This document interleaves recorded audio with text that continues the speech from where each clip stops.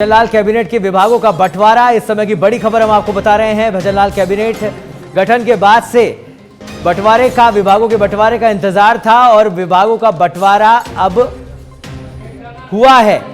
कौन कौन से विभाग किस किस कैबिनेट मंत्री के पास आए हैं, इसकी जानकारी भी हम आपको देंगे। फिलहाल ये बड़ी खबर हम आपको बता रहे हैं। भजनलाल कैबिनेट के विभागों का बंटवारा अब हो चुका है, विभागों के बंटवारे का अनुमोदन हो चुका है। राज्यपाल कलराज मिश्र ने विभागों के बंटवारे का अनुमोदन भी कर दिया है। तो इस समय की बड़ी खबर, जहां कैबिनेट के गठन के बाद विभागों के बंटवारे का इंतजार था और हमारे ऑनरेबल पीएम साहब भी आ रहे हैं, तो अभी तो हमने एचएम से रिसीव किया है। 4 बजे प्रदेश कार्यालय के अंदर ऑनरेबल पीएम साहब की हमारे सबके साथ में एमएलएज, एमपीज, प्रदेश पदाधिकारी की मीटिंग है और उनके साथ में भोजन भी हमारा।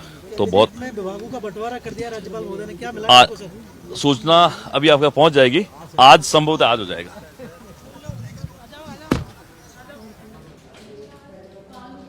तो सूचना फिलहाल सभी मंत्रियों को मिल चुकी है, विभागों का बंटवारा, और इसको अनुमोदन भी राज्यपाल ने कर दिया है। हमारे साथ हमारे सहयोगी लाल सिंह फौजदार लगातार हमारे साथ बने हुए। लाल सिंह, लंबा इंतजार था, जब मंत्रिमंडल का गठन हुआ उसके बाद विभाग किसको कौन से मिलने वाले हैं, और अब लग रहा है वो इंतजार खत्म होने जा रहा है। क्या कुछ अपडेट इस पर?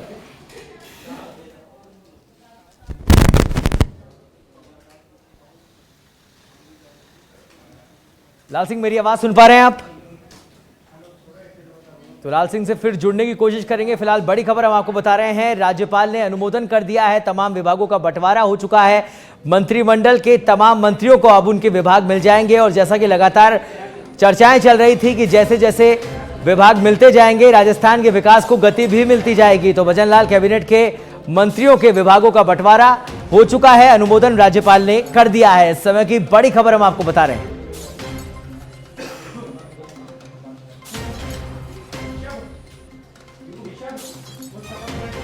तो भजनलाल कैबिनेट के विभागों का बंटवारा हुआ है, राज्यपाल कलराज मिश्र ने विभागों के बंटवारे का अनुमोदन किया है।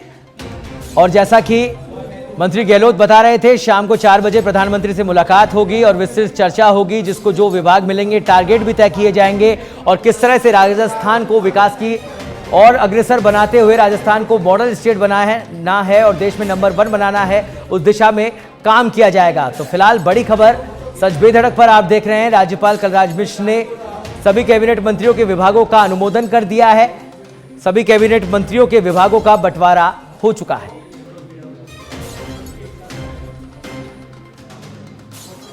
और इस खबर पर अधिक जानकारी के लिए हमारे साथ जुड़े हुए हैं हमारे सहयोगी लाल सिंह फौजदार। लाल सिंह, विभागों के बंटवारा और उस विभागों के बंटवारे का अनुमोदन भी राज्यपाल कलराज मिश्र ने कर दिया है, फिलहाल क्या कुछ अपडेट?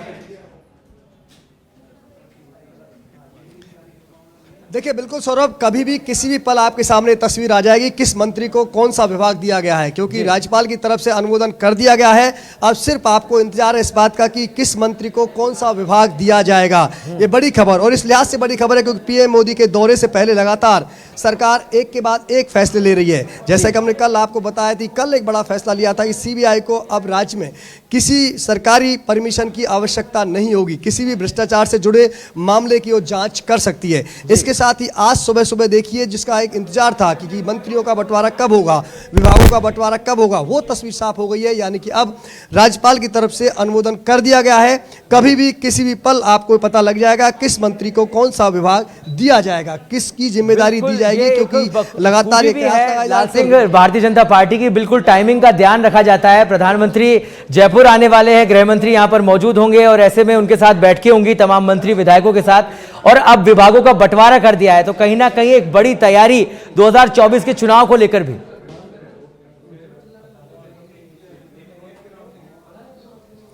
देखिए सौरभ, बिल्कुल इसमें कोई दौराय नहीं है, पार्टी लगातार 2024 के रण को लेकर काम कर रही है।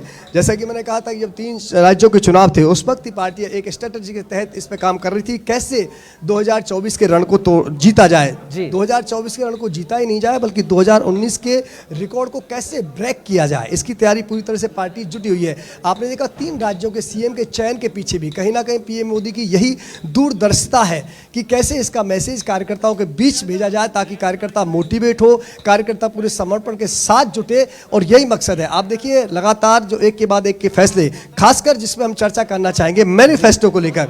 जो मैनिफेस्टो के बड़े कोर वादे थे उनको लेकर लगातार भजनलाल सरकार आगे बढ़ रही है। और ये मैसेज है कि कितनी गंभीर है मैनिफेस्टो को लेकर। अब देखिए 5 कोर हम मुद्दों की बात अगर करते हैं जिनके बल पर भारतीय जनता पार्टी सत्ता में आई, या मैं कहूं जिनको ठीक लेकर है, आपसे लाल सिंह लगातार चर्चा जारी रहेगी। फिलहाल बड़ी खबर हम आपको बता दें दर्शकों को, राज्यपाल ने विभाग आवंटन प्रस्ताव को मंजूरी दे दी है। दिया कुमारी को वित्त और पीडब्ल्यूडी का जिम्मा दिया गया है। तो भजनलाल कैबिनेट के विभागों का बंटवारा हो चुका है। राज्यपाल कलराज मिश्र ने बंटवारे का अनुमोदन भी कर दिया है और अब एक के बाद एक तस्वीर साफ होती जाएगी। दिया कुमारी को फिलहाल आपको बता दें वित्त और पीडब्ल्यूडी की जिम्मेदारी दी गई है। सभी जो मंत्री हैं उनके पास कौन कौन से विभाग आते हैं, किस तरह का बंटवारा होता है, ये तस्वीर धीरे धीरे साफ होती नजर आएगी। फिलहाल दिया कुमारी को वित्त और पीडब्ल्यूडी का जिम्मा दिया है। ये बड़ी खबर हम आपको बता रहे हैं। उप मुख्यमंत्री सूत्रों के हवाले से खबर हम आपको बता रहे हैं, जहां भजनलाल कैबिनेट के विभागों का बंटवारा हो चुका है। अनुमोदन राज्यपाल कलराज मिश्र ने कर दिया है। डिप्टी सीएम दिया कुमारी को पीडब्ल्यूडी और वित्त का जिम्मा दिया गया है। यह बड़ी खबर सूत्रों के हवाले से हम आपको बता रहे हैं। हमारे साथ हमारे सहयोगी संवाददाता लाल सिंह फौजदार लगातार हमारे साथ बने हुए हैं। लाल सिंह, फिर से मैं आपके पास आना चाहूंगा और जानना चाहूंगा कि क्या लगता है किस तरह का बंटवारा होगा, किसको तरजीह दी जाएगी, मजबूत जो डिपार्टमेंट है वो क्या वाकई में मुख्यमंत्री के पास रहने वाले हैं, जैसा हमेशा परंपरा देखी जाती है?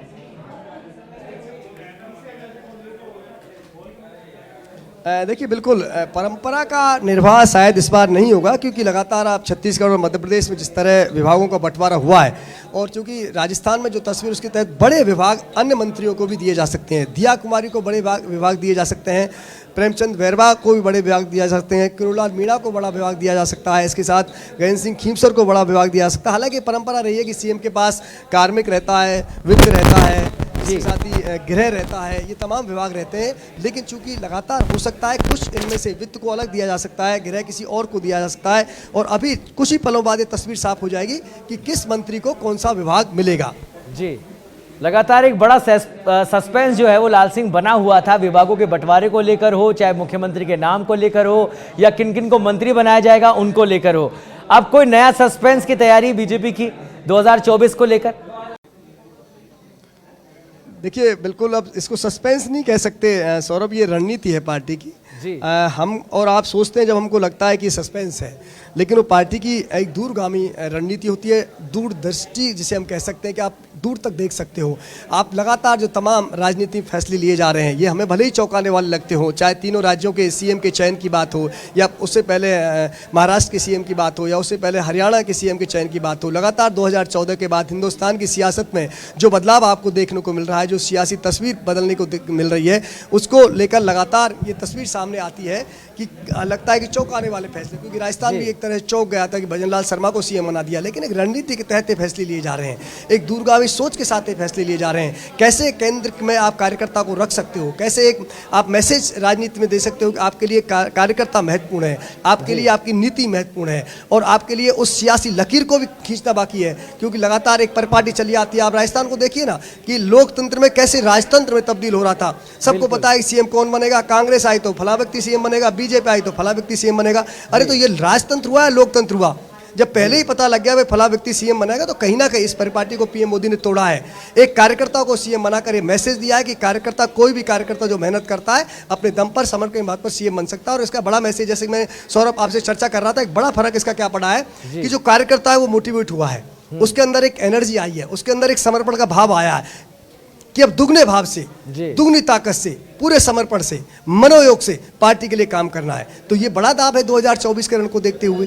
बिल्कुल लाल सिंह, इसमें कोई दोहराई नहीं है कि प्रजातंत्र को वापस से जीवंत किया है भारतीय जनता पार्टी ने। राजतंत्र से प्रजातंत्र पर बढ़े हैं, और जो एक बड़े, जो जिसे कहा जाए कि सियासी घर बने हुए थे, एक जिसे कहा जाए एक नाम जो है पहले से तय हो जाता था कि अगर इसकी सरकार आएगी तो ये बनेंगे मुख्यमंत्री, उस सारी परंपरा को तोड़ने का यहाँ पर काम भारतीय जनता पार्टी ने किया है। मेरा सवाल आपसे इसीलिए था क्योंकि 2024 का चुनाव है, और जिस टाइमिंग की हम भारतीय जनता पार्टी की बात कर रहे थे वो टाइमिंग अभी भी दिखाई दे रही है कि कैसे प्रधानमंत्री के दौरा यहाँ पर होने वाला है, और उससे पहले सभी विभागों का बंटवारा भी कर दिया जाता है। तो जाहिर सी बात है 2024 को लेकर सभी तरह की बातचीतें यहाँ पर, जो कि अब मंत्रियों को जब विभाग मिल जाएंगे तो उनसे उसी तरह के टारगेट भी सेट कर दिए जाएंगे।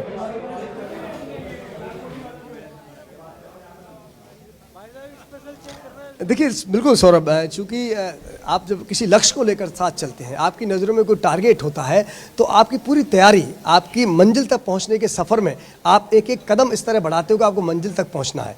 जब पार्टी ने तय कर लिया है कि अब एकमात्र लक्ष्य है 2024 के रण को फतेह करना, तो चाहे वो राज्यों में सीएम के चयन की बात हो, चाहे फिर राज्यों में मंत्रिमंडल के गठन की बात हो, चाहे वो मंत्रियों के बंटवारे की बात हो, चाहे पूरी ब्यूरोक्रेसी की बात हो, तो तमाम पहलुओं को गौर करके एक एक कदम उठाया जाएगा, एक एक स्टेप उठाया जाएगा।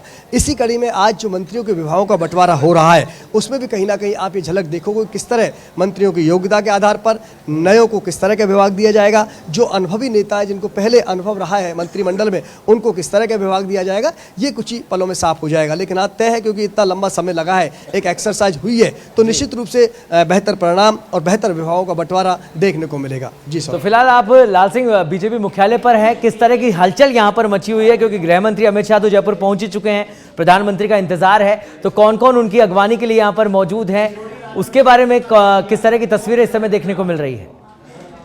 देखिए बीजेपी मुख्यालय की मैं तस्वीर आपको दिखा दूं, मेरे सहयोगी जरा दिखाएं किस तरह की सिक्योरिटी चेकअप किया जा रहा है। क्योंकि यहाँ एक तस्वीर आप देख सकते हैं, पीएम मोदी का दौरा है, ऐसे में पहली बार वो पार्टी मुख्यालय आ रहे हैं पीएम बनने के बाद, तो लगातार एक एक पॉइंट पर सुरक्षा के हर पहलू की जांच की जा रही है, चाहे वो मीडिया कर्मियों का अलग से बनाया ये डोम हो, चाहे वो पूरी रोड पर तमाम इमारतें हो, बिल्डिंग हो, या ये पूरी तरह से यहाँ एक एक सिक्योरिटी पॉइंट को चेक किया जा रहा है। हर तरह से कोई किसी तरह की कोताही नहीं बरती जा रही है। और इसके साथ लगातार मैं आपको तस्वीरों में दिखा रहा हूँ, क्योंकि पार्टी का कार्यकर्ता आज बेहद उत्साहित है, बेहद प्रसन्न मुद्रा में है, और क्योंकि अपने आप को गर्वान्वित पा रहा है कि उनके सबसे बड़े नेता, विश्व के लोकप्रिय नेता कुछ ही देर में यहाँ पधारने वाले हैं। ये तस्वीरें मेरे जरा सहयोगी विजय दिखाएं कि पूरी अगर रोड पर आप नज़र डालेंगे सौरभ, तो दूर तक आपको पूरी तरह से लाइन भगवा में नजर आएगी, भाजपा के झंडों से पूरी तरह से, और मोदी के कटाबेज यहाँ लगाए गए हैं। पूरी रोड पर नज़र डालें तो चारों तरफ सीएम भजनलाल भी आपको नज़र आ रहे हैं, पीएम मोदी भी नज़र आ रहे हैं, अमित शाह भी नज़र आ रहे हैं। चूँकि आज पहली बार वो एक पल आने वाला है पार्टी कार्यकर्ताओं के जीवन में, जब पीएम मोदी पीएम बनने के बाद पार्टी मुख्यालय पाएंगे। ऐसा माना जा रहा है कि करीब जो हमने जो तमाम बड़े कार्यकर्ताओं से चर्चा की, तो कोई 1990 के बाद एक बार जब वो संगठन महामंत्री थे पीएम मोदी, तब पार्टी मुख्यालय आए थे, या फिर 2003 में जब परिवर्तन यात्रा निकली तब वो कार्यालय आए थे। इसके बाद अब कह सकते हैं 20 साल बाद पीएम मोदी यहाँ आ रहे हैं, लेकिन पीएम बनने के बाद पहली बार भारतीय जनता पार्टी कार्यालय आ रहे हैं। तो ऐसे में पार्टी के तमाम कार्यकर्ताओं में उत्साह है, जोश है, खुशी की लहर है। और आपने देखा होगा लगातार हमने तस्वीरों में दिखाया किस तरह पार्टी कार्यालय को सजाया गया है, अंदर किस तरह उसको फूलों से पूरी तरह सजाया गया है, क्योंकि उनके सबसे बड़े नेता आ रहे हैं, तो उनका भव्य स्वागत किया जाएगा। राजस्थानी साफा पहनाकर पीएम मोदी का साफा स्वागत किया जाएगा। ऐसे में राजस्थानी संस्कृति की झलक आपको देखने को मिलेगी। कार्यकर्ताओं की ओर से स्वागत की जो कड़ी तैयार की गई है, उसमें आप ये पाएंगे कि हाँ, पीएम मोदी का एक भव्य स्वागत राजस्थानी परंपरा के तहत किया जाएगा। और क्योंकि करीब 2 घंटे रुकने का कार्यक्रम है, तो इस दौरान तमाम चर्चाएं होंगी। नई सरकार बनी है, नया जो मंत्रिमंडल है वो मौजूद रहेगा, तो उनसे बात करेंगे, राजकाज की चर्चा करेंगे, किस तरह जन कल्याणकारी योजनाओं को